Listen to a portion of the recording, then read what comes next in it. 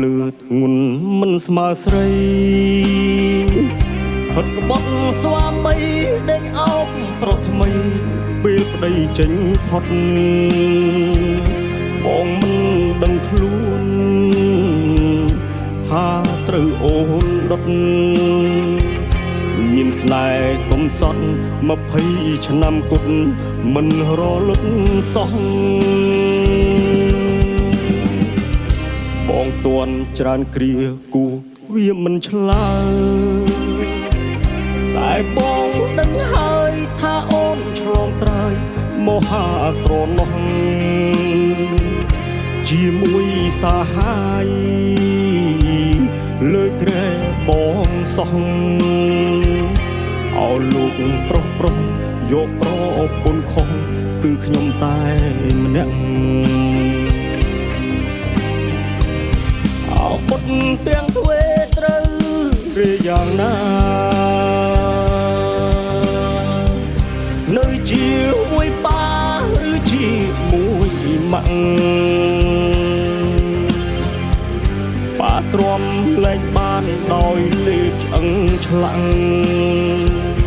កូនទាំងពីរនាក់ជួយអង្វរម៉ាំងអាណិតប៉ាផងកាបាន20ឆ្នាំប៉ាចាំទាំងអស់រឿងស្រីមិនស្មោះតែប៉ាទ្រាំរំខ្មាស់អងអូនបងគេហៅអាវែកស្រែកពីក្រោយខ្នងអោកូនទាំងសងអងវម៉ាក់ផងឈប់ផិតប៉ាទៅ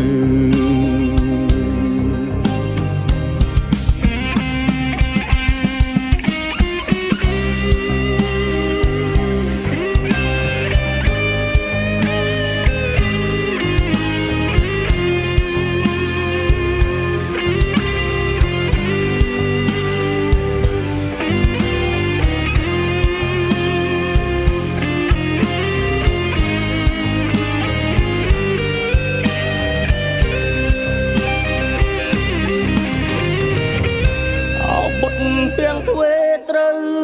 ឬយ៉ាងណានៅជាមួយប៉ាឬជាមួយម៉ាក់ប៉ាទ្រាំលែងបានដោយលេបឆ្អឹងឆ្លាំងកូនទាំងពីរនាក់ជួយអង្វរម៉ាំងអាណិតប៉ាផងកាបាន20ឆ្នាំប៉ាចាំទាំងអស់រឿងស្រីមិនស្មោះតែប៉ាទ្រាំរំខ្មាស់អងអូនបងគេហៅអាវែកស្រែកពីក្រោយខ្នងអោកូនទាំងសងអងវម៉ាក់ផងឈប់ផាត់ប៉ា